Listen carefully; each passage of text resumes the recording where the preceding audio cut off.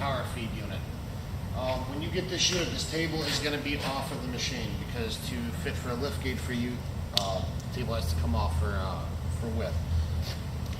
This bracket right here, this one will not be removed. This one is set, it's pinned in place. You don't really have any reason to ever take this bracket off. If you want to, you can, but this is already set up, so you don't have to mess with any of the adjustments on this end of it. When you get your table, you're going to want to put it on, of course, from that end this way. When you get your table on, you're going to have to set up your gib, which I'm sure that you know how to do that. So after you get your table on there, get into a spot, get your gib sort of set, put your table lock on. You're going to start feeding your screw in just normally, just like you normally would, feeding it in clockwise. When you're starting to get close, if you notice, there's two pins sticking out of the table here. There's two holes in the bracket. Slowly screw it in. Make sure that they line up. You do not want to bend the pins.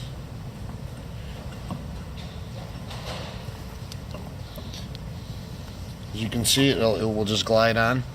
Once it is bottom, now this is set.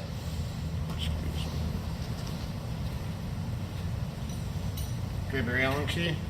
This one would be a 5/16 Allen key. Bolt down the bracket.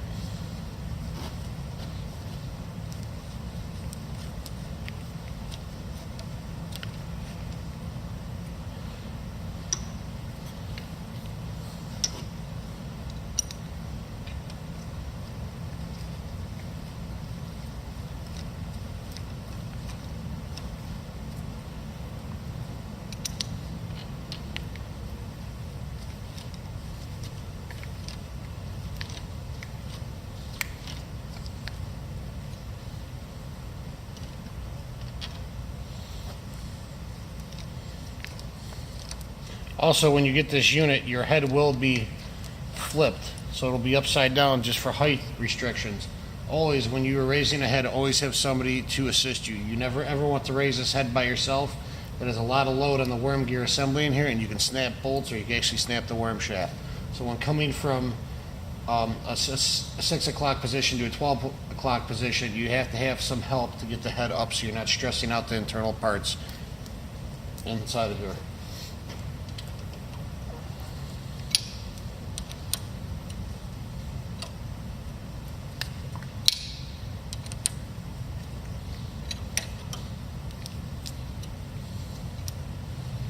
Just make sure all the bolts are tight on this side before you move to the other side.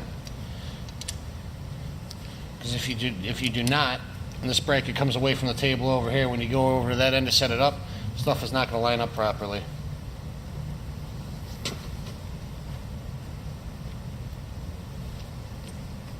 If you come over here and look, I have the parts laid out. There's not a lot of pieces to putting this together. I've already done the hard part and set up the bracket and set up the shims inside of here, so there's no reason to take this nut off and pull this apart. Everything's set up in here for the spacing. What you're going to do, you're going to take your unit. Actually, first, you get metric Allen keys. The bolts that bolt this down, these are metrics. You're going to have to get a 5mm Allen key. Get that handy. Slip your power feed unit on the shaft. Inside of here, you have a roller bearing. Take some just some lightweight grease. You want to put some grease inside of here. Slip this on here.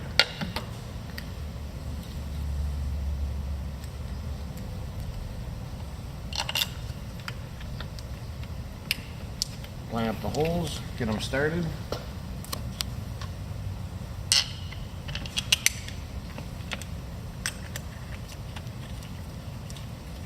And before you get this tightened down, you're going to come over here, you're going to take this bushing right here and lift up the unit a little bit. You're going to want to slip that in there. Normally you'll need a little bit of assistance from a screwdriver.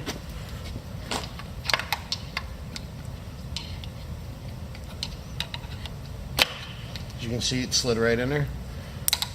Then just make sure that it's in all the way. As you can see, it will seat. And then when you're tightening this up, make sure that you split the differences. If you notice, there's going to be a gap on each side right here. Don't have it all the way to one side. You want to split the difference so it's hanging in the middle. And right now, it's hanging in the middle. As long as you're on level ground, it's going to hang fairly straight.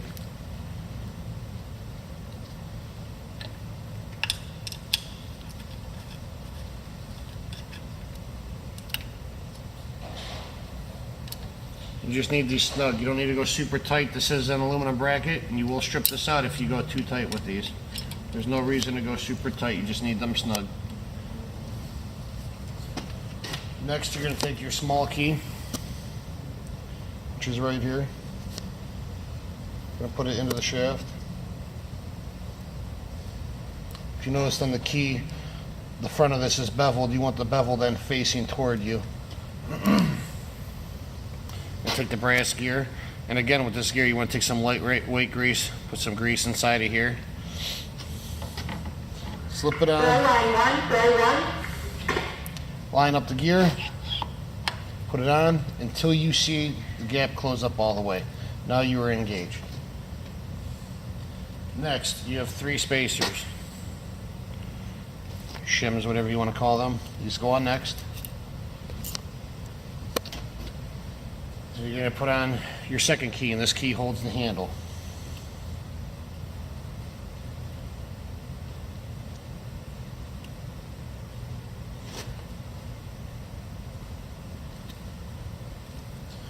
Next you're going to put your handle on. Line it up so it slides right on. As you can see, this nut right here has a shoulder on it. The shoulder goes in. So this nut will hit a stop inside of here. That's why this is shimmed out with these spacers right here, so it has the proper gap. You're going to go ahead and tighten this up. Don't need to go crazy tight, just snug it. The only thing you're going to hear is just the grease slinging around inside of between the bevel gear and the brass gear.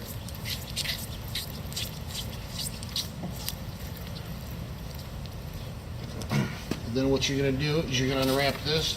This right here is your stop, which I'm not going to unwrap it. This is your micro switch, so you can set your table stops here, so when your power feed's coming in, it's going to hit this button and shut the feed off. Same with on that side. There will be 2 bolts sticking in the table. I just put this bracket, bolt it down, just have it centered so it's in the center of these stops right here. And now your power feed is set up. You're going to have to hook this up to a 110 power source for your power feed unit to work. The machine itself is 220 volts. Thank you very much.